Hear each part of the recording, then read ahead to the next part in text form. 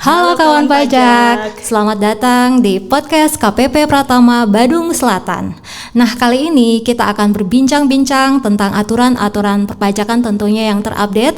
Salah satunya yaitu tentang PMK 48 tahun 2023 tentang pajak penghasilan dan juga pajak pertambahan nilai atas penjualan atau penyerahan emas, baik itu emas dalam bentuk perhiasan, emas batangan, atau perhiasan yang bahan seluruhnya bukan dari emas. Nah, bersama saya Shirley Diana Tandung, penyuluh KPP Pratama Badung Selatan. Semoga kawan pajak yang saat ini dimanapun berada, kita semua dalam keadaan sehat ya. Baik, kali ini tentunya saya tidak sendiri. Saya akan ditemani oleh penyuluh KPP Pratama Badung Selatan juga. Kita sapa Mbak Karin. Halo Mbak Karin. Halo. Apa kabarnya hari ini? Baik. Kelihatan ceria ya. Iya. Cerah. Walaupun di luar terlihat agak mendung atau panas, tapi kita tetap harus ceria seperti itu. Baik, bahasan kita kali ini mungkin sesuatu yang baru ya Mbak Karin ya. Baru. Jadi ini PMK 48 ini merupakan turunan dari Undang-Undang HPP tentunya ya. Jadi biar kita tidak berlama-lama, kita langsung saja bertanya-tanya ya, berbincang-bincang tentang PMK 48 ini sendiri. Baik. Mbak Karin, ya. Sebenarnya apa yang menjadi latar belakang atau tujuan dari PMK 48 ini sendiri? Baik, gini Kak Shirley ya. Sebelum kita masuk ke materinya, kita harus tahu dulu nih apa sih yang melatar belakangi dan tujuan adanya PMK ini ya. PMK yang berlakunya sejak 1 Mei 2023 kemarin, baru sekitar sebulan yang lalu kan. Memang baru terupdate ya, anyar ya. Betul. Latar belakangnya itu sendiri untuk melaksanakan ketentuan pasal 44E ayat 2 huruf F Undang-Undang KUP itu tentang penunjukan pihak lain. Jadi pihak lain ya. Betul, untuk PPh pasal 21 ayat 8, pasal 22 ayat 2 dan pasal 23 ayat 2 Undang-Undang PPh yaitu tentang pemungutan PPh pasal 22 dan pemotongan PPh pasal 21 atau PPh pasal 23. Serta pasal 16G huruf I Undang-Undang PPN yaitu tentang besaran tertentu. Jadi emas ini nanti menggunakan besaran tertentu. Jadi selain tarif PPN nanti ada besaran tertentu ya seperti itu ya. Betul Kak, begitu. Tujuannya sendiri ya untuk memberikan kepastian hukum ya, keadilan, kemudahan dan kesederhanaan gitu dalam pengenaan PPN dan PPh dari penjualan emas itu sendiri Kak. Begitu. Kalau tadi kita sudah mendengar apa yang melatar belakangi tujuan dari PMK 48 ini sendiri. Nah, kita pengen tahu siapa saja sih yang menjadi subjek dari PMK 48 ini. Baik Kak, gini. Sebelum kita lanjut, mungkin emas perhiasan itu apa aja sih yang ada terkait di PMK ini Kak ya. Yang pertama ada pabrikan emas. Pabrikan emas perhiasan. Itu tuh pengusaha yang menghasilkan emas perhiasan dan melakukan jual beli emas perhiasan tersebut atau jasa yang terkait sama emas perhiasan tersebut. Selain pabrikan ada yang kedua Kak, pedagang emas perhiasan. Kalau pedagang ini seperti Kakak menjual aja yang sering Kakak suka emas gitu ya. Kita belanja di pedagang emas seperti pengusaha yang melakukan jual beli emas. Tanpa ada proses pabrikan pembentukan seperti itu ya. Betul Kak. Yang ketiga adalah ya seperti kita ini konsumen akhir Kak. Konsumen akhir yang sebagai pembeli. Seperti itu.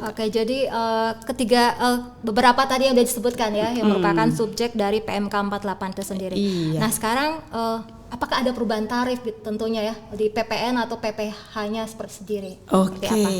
Kita mulai dari emas perhiasan dulu Kak ya. Dari emas perhiasan nanti soalnya di belakang ada yang bukan emas perhiasan seperti apa gitu. Kita bahas satu persatu dulu Kak ya. Yang pertama dari emas perhiasan itu sendiri, kalau dari pabrikan ini PPh-nya wajib memungut PPh pasal 22 Kak. Tarifnya 0,25% dari harga jual. Kecuali penjualan emas perhiasannya kepada konsumen akhir seperti kita atau WP yang dikenai PPh final PP 55 seperti itu atau WP yang sudah memiliki SKB pemungutan PPh pasal 22 seperti itu Kak. Untuk PPN-nya sendiri kita bagi dua nih, ada PKP yang pabrikan sama PKP yang pedagang gitu Kak ya. Untuk PKP pabrikan sendiri wajib memungut PPN dengan besaran tertentu. Nah tadi itu Kak, besaran tertentu dengan nilainya 1,1% dari harga jual gitu. Jika untuk penyerahan emas yang hasil produksi sendiri kepada pabrikan lainnya atau pedagang. Jadi pabrikan nyerahin ke pabrikan lainnya atau pedagang tarifnya 1,1%. Kalau pabrikannya menyerahkan ke konsumen tarifnya lebih tinggi, 1,65% dari harga jual. Seperti itu Kak. Kalau PKP pedagang nih, tadi kan PKP pabrikan, sekarang PKP pedagang sama Kak, wajib memungut PPN juga dengan besaran tertentu. Tarifnya 1,1% dari harga jual untuk penyerahan emas perhiasan ke pedagang lainnya dan ke konsumen akhir.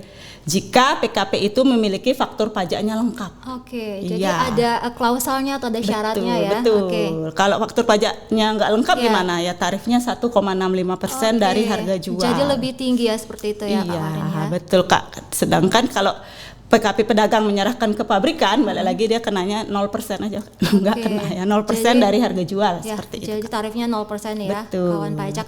Nah mungkin Kak Karin ini yang besaran tertentu kan wajib pajak bingung kok tiba-tiba 1,1. Jadi ini asal mulanya dari mana sih 1,1 seperti itu? Seperti itu berarti dari 10% tadi ya, 10% dikalikan tarif 11%. Ya, jadinya 1,1% seperti itu. Iya. Baik Kak Karin, tadi kayaknya sudah dibahas ya tarif PPH dan PPN atas penjualan emas perhiasan, emas batangan dan penyerahan. Emas batangannya belum Kak. Oh, emas batangannya. Tadi baru emas perhiasan. Saya udah keduluan. Baik. Kakak lebih suka emas perhiasan atau emas batangan Kak? Saya nggak, kedua-duanya bukan pecinta barang perhiasan ya. Saya apa adanya. Baik, Kak Karin next penjelasannya. Sekarang tadi kan emas perhiasan nih yang mungkin kita biasa pakai ya, kalung, anting gitu. Sekarang emas batangan nih mungkin nggak suka pakai emas-emasan tapi menyimpan dalam logam emas mulia batangan gitu betul. ya. Oke, kalau itu saya agak tertarik Kak. Dan investasi ya. Jadi perlakuan PPH dan PPN-nya atas penjualan atau penyerahan emas batangan itu sendiri Kak, dari PPH-nya sendiri. Pabrikan atau pedagang, pengusaha emas batangan wajib memungut PPH pasal 22 juga sebesar 0,25% dari harga jual, kecuali penjualan emas batangan tadi kepada konsumen akhir, PP yang sudah dikenakan PPH final PP 55 atau PP yang punya SKB. Klausulnya masih sama seperti emas perhiasan yang tadi ya Kak ya. Dan satu lagi ada tambahan, jika penjualan emas batangannya melalui pasar fisik emas digital, yaitu sesuai dengan ketentuan mengenai perdagangan berjangka komoditi seperti itu Kak.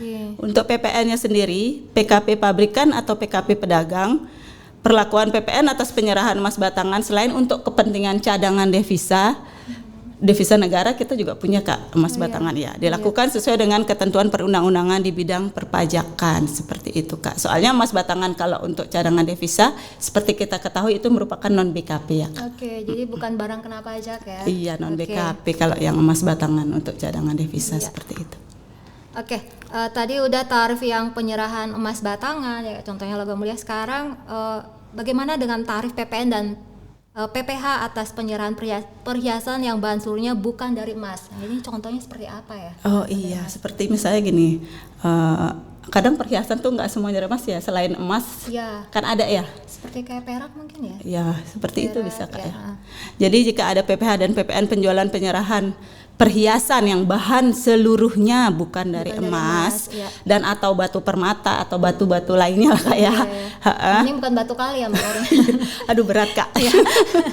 Iya, baik PPH-nya itu sendiri pabrikan atau pedagang itu dalam hal melakukan penyerahan perhiasan yang bahan seluruhnya bukan dari emas atau bukan juga dari permata atau batu lainnya, tetap wajib memungut PPH pasal 22 gitu. Nah, ini harus dinotis sama kawan pajak. Betul, tarifnya sama 0,25% dari harga jual. Sama, kecuali ke konsumen akhir, ke WP yang dikenakan PPh final dan sudah memiliki SKB itu tadi Kak. Sementara untuk PPN-nya yaitu PKP yang melakukan penyerahan perhiasan yang bahan seluruhnya bukan dari emas dan atau batu permata wajib memungut PPN besaran tertentu atas penyerahan perhiasan yang bahan seluruhnya bukan dari emas, itu tarifnya 1,1% dari harga jual seperti itu Kak ya. Jadi sudah cukup jelas ya tadi untuk tarif baik dari penjualan emas perhiasan, emas batangan atau penyerahan perhiasan yang bukan dari emas seperti itu ya. Betul. Nah, Kemudian kalau tarif PPH dan PPN atas penyerahan jasa yang terkait dengan emas perhiasan, emas batangan, perhiasan yang bahan suruhnya bukan dari emas dan atau batu lainnya, itu seperti apa? Gini Kak, jadi untuk PPH-nya bagi pihak yang membayarkan imbalan jasa nih Kak, pihak yang membayarkan imbalan jasa berarti dia harus memotong Kak, memotong PPH-nya menggunakan PPH pasal 21 jika penerima imbalannya orang pribadi, seperti itu. Kalau penerima imbalannya wajib pajak badan dipotong PPH pasal 23, seperti itu Kak. Jadi dengan siapa kita melakukan transaksi seperti itu ya, apakah orang pribadi atau badan usaha, seperti itu ya. Iya Kak, untuk PPN-nya sendiri sama, wajib memungut PPN dengan besaran tertentu dengan tarif 1,1% dikali nilai penggantian Kak. Baik. Tadi kayaknya sudah atau mungkin ada lagi Kak Karin yang ingin dijelaskan selain ada mungkin ya di luar itu mungkin ada imbalan jasa lain yang bentuk natura ya Kak, natura atau kenikmatan. Kita taunya bahasa awamnya natura itu dan atau kenikmatan. Ya, jika dalam hal imbalan jasanya terkait dengan emas perhiasan, emas batangan seperti itu Kak dalam bentuk natura atau kenikmatan, maka ada pemotongan PPH pasal 21 atau pasal 23 yang dilakukan sesuai ketentuan perundang-undangan di bidang perpajakan seperti itu Kak. Iya, jadi begitu banyak ya untuk kalau inti case sendiri dari PMK 48 ini apa Kak Karin? Mungkin bisa disimpulkan. Iya, kesimpulannya ada dua kewajiban yaitu Kak ya. Yang pertama kewajiban PPH dulu nih. Kewajiban PPH bagi pemotong dan pemungut dan atau pemungut PPH-nya Kak ya. Bagi pemungut PPH pasal 22 yang pertama wajib membuat bukti potong PPH. Iya, bukti pemungutan, Bukti pemungutan PPH pasal 22 menyerahkannya ke lawan transaksi. Lalu menyetorkan PPH pasal 22 yang dipungut tersebut ke kas negara. Kemudian silakan melaporkan di dalam SPT masa unifikasi ya Kak. Ya, itu untuk pasal 22. Kalau untuk pemotongan pasal 21 dan 23 sama, membuat bukti pemotongan pasal 21 dan 23 lalu diserahkan ke lawan transaksi. Menyetor pemotongan pasal 21 dan 23 tersebut ke kas negara. Lalu untuk pasal 21 sendiri kan masih dilaporkan di ISPT PPH pasal 21 ya Kak. Aplikasi SPT ya. Betul. Untuk PPH pasal 23 silakan menggunakan SPT masa unifikasi seperti itu Kak. Ya, apakah masih ada lagi kewajiban-kewajiban lain dari yang udah diatur dalam PMK 48 ini? Ada, tadi kan baru PPH-nya nih Kak. Oh iya baik. Iya, PPN-nya belum. Untuk PPN-nya sendiri wajib pajak wajib dia melaporkan usahanya untuk dikukuhkan sebagai PKP. Nah, ini perlu digarisbawahi ya Kak. Jadi harus wajib PKP. Meskipun peredaran brutonya di bawah tidak 4,8 M tidak melebihi batasan tertentu pengusaha kecil yang 4,8 miliar itu, jadi segera wajib dikukuhkan sebagai PKP. Dan ini mulai berlaku 1 Mei 2023, betul Kak.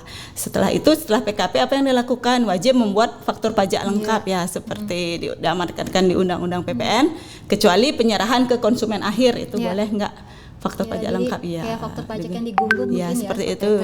Setelah itu wajib menyetorkan PPN-nya ke kas negara dan melaporkan dalam SPT masa PPN. Jadi kewajiban pemungutan, kemudian penyetoran dan pelaporan seperti biasanya seperti biasa. Seperti itu sih Kak. Oke. Jadi apakah masih ada lagi Kak Karin yang poin-poin dari PMK 48 ini sendiri? Setelah tadi kewajibannya, siapa subjeknya, tarifnya yang berubah, ada perbedaannya. Apakah ada lagi?